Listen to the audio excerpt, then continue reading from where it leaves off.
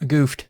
Okay? The audio in this video, it's not going to be the audio that you're hearing from this microphone. You know, the nice, lovely, almost sexual audio that you're normally used to hearing. It's going to be the crappy camera audio because the genius that I am, I'm doing some computer remodeling at the moment.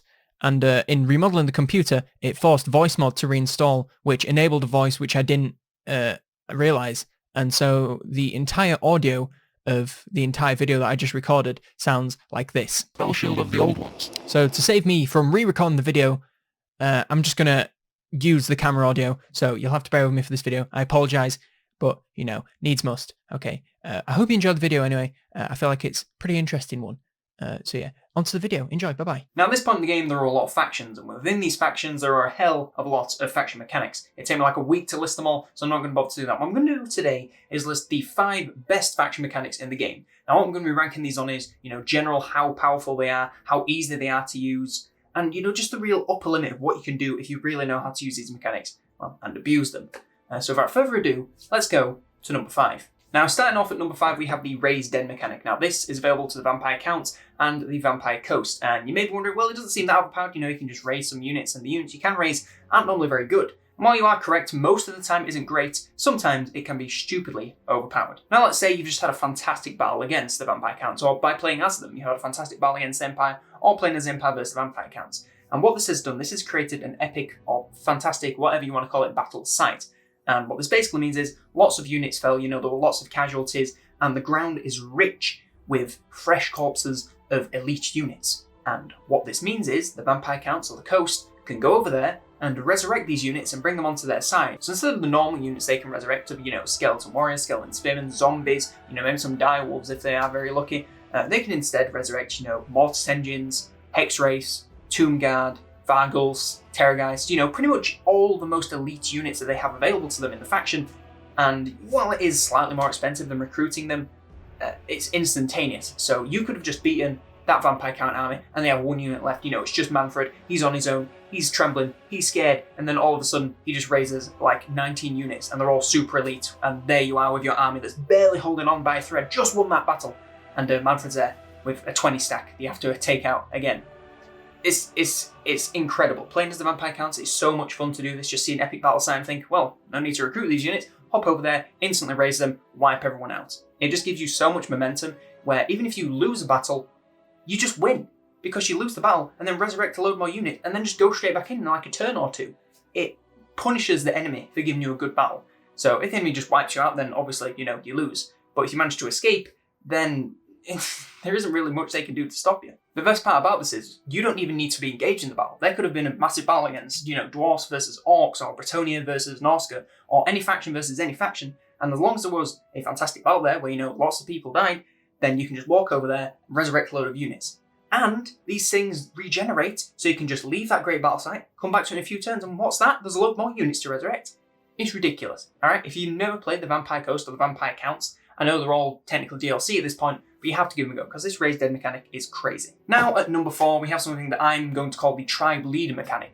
While it isn't really called this, you'll understand why. So this mechanic is available to the Norskins and the Greenskins, and what I mean by Tribe Leader is you take your army and you fight against the faction leader of another tribe or another faction technically. So let's say you're playing as Grimgor, and you go up to Wurzak, and you say, you know what, I'm going to fight Wurzak, and then you beat him. What can you do after you beat him? Well, you can just confederate his entire faction, including all of his armies, you know, even his army if he's still alive. It doesn't matter, you don't need to kill him, you just need to beat him in battle. And once you've done that, you can confederate him, take all his lands, take all his resources, take all his armies, and that's it. And then you can go after another Greenskin leader, you know, like Skarsnik or Azhag, or who's the other one? Grom, the Paunch. You can go after him, beat him in battle, and all the sub-factions that aren't even playable, beat their leaders, take all their lands. So, you know, if you just go on at the start of the game, and just think, you know what, I'm just going to hunt down the faction leaders and just take them out one after the other. You know, boom, boom, boom, boom, boom. Just going after all these faction leaders. You can get ungodly amounts of land in such a short period of time. It is disgusting, truly. And while it does, you know, change up the normal method of expansion of, you know, just taking settlements, occupying them, sometimes getting the confederation, it just change it up. It just turns the early game into, instead of, you know, I'm going to attack my enemies, I'm just going to attack all the people I could potentially be allies with and just hunt down their faction leaders and slaughter them. It's a really interesting way to play, and it's certainly very strong. So, you know, again, if you haven't played Norse or the Greenskins, and yes, again, while these guys are technically DLC, I would highly recommend trying this out. because it's pretty crazy. You know, you're just like, oh, I've just won a battle. Wait, I can just take all his lads and I can do that again with every faction leader? Don't mind if I diddly do. Now, at number 3, there is a mechanic that I don't think it'll be any surprise that is on this list. It is the WAG mechanic, which is of course exclusive to the greenskins. Now, what I mean is the reworked greenskins, and yes, they have been the most recent faction to date to be reworked, so, you know, it tracks that they're going to be a little bit overtuned, but goddamn, they're really strong. They have that tri mechanic and they have this, okay? Just let me run you through it real quick. So basically, there's this little bar at the top of the screen, you know, it's reputation, you get it by raiding, winning battles, wiping out factions, you know, the usual stuff. Once you get to the max capacity of reputation, you are allowed to embark on a WAG, which is basically just a big war party that targets a specific settlement and a specific faction. So in the demonstration, I chose to do mine on the Dwarf Realms at Karazakarak, I think. Now let me just run you through everything that initiate a WAG gets you. Okay, first of all, when you initiate the WAG, you can dedicate it to Gork or Mork, and depending on if you choose Gork or Mork to dedicate the WAG to, it will upgrade and buff either Goblin units or Orc units, and ranged units and melee units, and stuff like this, but you get these buffs for the entire duration of the WAG, okay? So that's one buff that you get. Also, because you're at the max tier of reputation, you also get the buffs that gets you. And pretty much every tier, apart from the bottom one and the base one, will give you bonuses to like growth, happiness, income, everything, leadership. It's fantastic. Okay, you follow me so far? So we've got the Gork and Mork buffs, and then we have the high tier reputation buffs. Now the main buff that the WAG gets you is, depending on how many armies you have, say you have 3 armies that are full stack, so you have, you know, 60 units, 20 units in each army, okay? Very simple. When you initiate the WAG, each of those armies will get another side army that's attached to them that is the same size. So it's just attached to them, it goes around with them, it's not separate, it just moves at the same time. It's kind of like in Civilization when you like bind a settler to a warrior, it's kind of like that, apart from it's just 20 more units. It essentially doubles your army strength by just taking around another army of the same size and the same relative strength, because this does scale into the end game with, you know, depending on where you are and how advanced your units are, it will give you more advanced units and also units unique to your location. So I got a lava Ragnarok spider at like turn 30 because I was playing Hungry Mindfist. No, that's not him. What's his name? So because I was playing Grimgor, I was near the volcano, which means I got a lava Ragnarok spider at like level 30. Which is crazy. That was stupid strong. Helped me wipe out the dwarves. It was so easy. I didn't even need to try. I could auto-resolve most battles, and the ones I didn't need to auto-resolve, you know, I had 2 armies. And even if they had 2 actual armies, I had 2 armies that also had armies attached to them, so they didn't stand a chance. It's insane. Now, I've rattled on enough about the army buff, so, you know, doubles your army strength. That's the most overpowered part. And as if it wasn't enough, when you've completed a WAG, you get a trophy. Now, these trophies are unique to the faction that you're going against, so, you know, I could list them all, but it would take me until next week. So I'll just show them what I got, which was going against the dwarves. It was this. I can't really remember what it does because I ain't written it down, okay? But you get this buff permanently for the entire faction until you complete your next WAG. In which point it will then be replaced by another trophy that will likely give you either equal or better buffs. Pretty ridiculous, okay? Permanent faction-wide bonuses. And it's just insane. The entire duration of the WAG, you are stupid overpowered. And then if you do a second WAG after that, you've also got the trophy. You get like 4 buffs on top of it. Anyway, I've gone on enough about the WAG mechanic. It's stupid OP. We all know it is. It's fantastic. Again, if you've never played the greenskins, try them. They are in such a good place right now. Play them before they get nerfed. Otherwise, you're going to think they're not as good. And they are extremely, extremely good. Now, at number 2, we have a faction mechanic that isn't really a mechanic. It's more of how easy a start is for a faction. But I'm going to call it a mechanic because it is unique to this faction, okay? And this mechanic is Croak, and the faction is Itza. Now, if you know anything about Itza, or Itza, and Croak, then you know where I'm going with this. But I'm going to explain to you anyway, because it's ridiculous. Oh, and I'd also like to point out that Gorok, which is the leader of Itza, is free LC. So if you own Warhammer 2, I'm pretty sure you can just play this guy. So just play him and use Croak, and just let me know how you get on in the comments. Because, as you're about to find out, yeah, you should have a good time. Now, as I said, he's not strictly mechanic, but Lord Croak is the most powerful caster in the game as far as I'm concerned. At this stage in the game, I don't think there is a caster that can rival Croak on pure destructive power. Yes, there might be some vampire counts that can do fantastic winds of death in the optimal conditions and can keep their arms alive and are better casters overall, but for raw destructive power, especially against Chaff, Lord Croak is unmatched. And in the early game, especially when you're playing Zitza, most of the units you'll be going against are Skaven. And what's Skaven famous for? Tides upon tides of chaff. A vermintide, if you will, of chaff.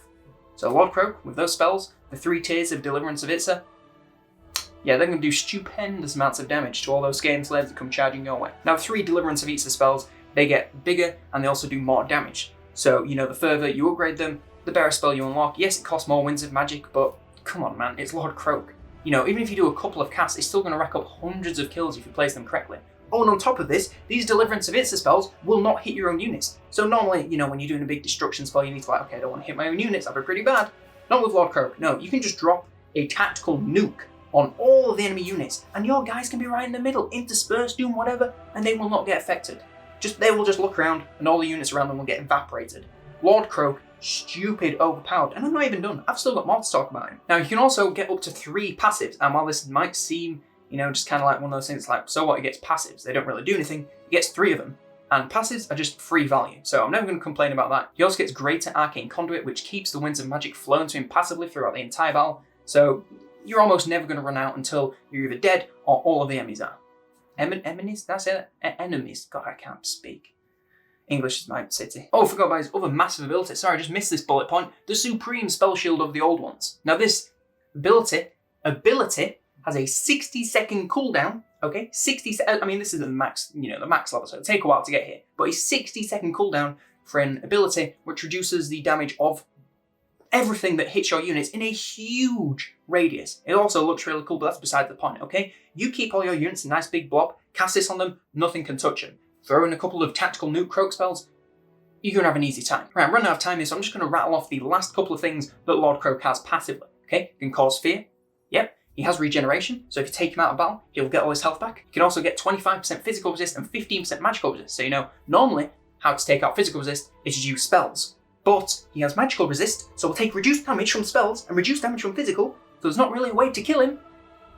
On top of all this, even if he's not casting spells, any abilities, nothing like that, if you get him in the front lines, he does magical explosive attacks, so he'll do loads of damage to the chaff anyway. On top of all this, he also buffs the army in a variety of ways. You can choose between either casualty replenishment or training. On top of this, he also provides 20 Winds of Magic Reserve and 5% ward save. Again, this is if you completely level him up, but the potential for him to just skyrocket out of control is there, and it's really easy to do. Now to conclude about Lord Croak, there is a reason that all the other factions have to do a series of missions to unlock him. It's because he's stupidly overpowered, and getting him on turn 1 with a free LC faction is a joke at the expense of every other Lizardman faction in the game. Now our final faction mechanic, what's it going to be? Anyone got any guesses? And it's the Forbidden Workshop. Is it really a surprise? Okay, Icky Claw. I don't know how he's listed. Isn't he listed as hard on difficulty on Mortal Empires? No. This guy, very easy. You know, he might have a couple of difficult battles at the start. And, you know, being a rat, there is quite a lot of faction mechanics to take control of and worry about. But you got the Forbidden Workshop. This guy's ridiculous. Now, first things first, it allows you to build nukes. And I'm not exaggerating, by the way. It literally is. I mean, it's called like a warp rocket or something like that. But it's a nuke. Let's be honest, it's a nuke. And what these nukes allow you to do is, you know, you fight in a really difficult battle where you might not win. Then just like send like a hero in, ball up all the enemy units, nuke them. Yeah, that's pretty much it. It gets you a shit ton of value. I don't know how to explain to you other than to just show you how it's working. So here's a nuke in action. Ooh, that looks painful. Now on top of being able to build nukes, the Forbidden Workshop also allows him to upgrade most of his high damage dealing units. So these are things like rattling guns, my personal favourites, Warblock Jezzails, Warp Grinders, Warp Fire Throwers, Doom Wheels, Doom Flayers. And on top of this, you can upgrade the nukes. So you can make them do more damage, make them do damage over time, make them heal your units, make them provide you with more warp fuel to make more nukes, make more of them at once from the Forbidden Workshop. Not only can you create these nukes, you can upgrade them, and you can upgrade all these other high-powered units. Now I'm not going to say every single upgrade for every single unit because that'd be ridiculous. I'll just rattle off a couple of my favourites. So for the rattling guns, you can get infinite ammo. I'm just going to let that sink in. Infinite ammo on rattling guns. I mean, yes, they can't fire forever, they get like empty, and then it takes them a couple of seconds to get some more, but infinite ammo on rattling guns. Who thought that was a good idea? Warlock Jezzails, they can also get more range and damage and missile resist, which, you know, as if they couldn't have any more range and damage, they're already large unit assassins. They can demolish giants, arachnarok spiders, anything that's massive, they can obliterate them in a matter of shots. It's pretty disgusting. You know, you can get similar upgrades for the Warp Grinders. You can make them have ridiculous melee attack, extreme melee defense, resistances. You can do the same for the Warp Fire Throwers, make them do more damage, make them do more range. The same for the Doom Wheels, upgrade pretty much everything they do in melee, from range, charging, speed. Same with the Doom Flayers. And on top of that, upgrading these things unlocks you different regiments of renown that are exclusive to Ikit Claw. So, you know, if you upgrade the Rattling Guns and the Warlock Jezzails and that page of weapons teams enough, you unlock a regiment of renowned rattling guns that do even more damage. On top of this, you can also unlock, new items, so, new pieces of armor, new weapons, new talismans. And on top of physical items, you can also unlock reductions to spell costs. So you can reduce the cost of Warp Lightning upgraded by like 1 to 2 winds of magic. You can get Warp Lightning costing like a couple of winds of magic just by upgrading this. If I'm looking flustered, it's because I am, because I don't know how to express to you how overpowered the Forbidden Workshop is. Yes, it takes a little bit of work to, gather up the warp fuel, upgrade it to its max rank. But once you get there, I really don't think there is any faction in the entire game that can stop you. Because the Forbidden Workshop, it elevates the faction to new levels of overpoweredness that they didn't really need, because the Skaven are already pretty strong already, if you ask me. But yeah, I think that concludes everything. That is my top 5, that's 10, top 5 best faction mechanics in the entire game. Now, if you have a different list, if you think that another faction mechanic is better, then be sure to leave it in the comments down below. So yeah, if you want to leave that down in the comments, or you can hop over into the Discord and let me know there. That'd be pretty cool. And if you want to see more videos like this, more Total War stuff, we should have some good content coming in the coming weeks. I have some plans ahead. So don't worry, there's going to be a lot of Total War content coming very, very soon. So be sure to subscribe for that, hit that notification, all that funky stuff. And I appreciate it very much. If you enjoyed this video and upon, then be sure to leave it a like. It will just help out a lot. And if you didn't enjoy this video, be sure to leave it a dislike, because it does help me know what videos you are enjoying. Okay? Appreciate it. Yes, I believe that was everything. So for now, I've been COLONELDAMNEDERS, and I will see you next turn. I'm going down to the green screen now.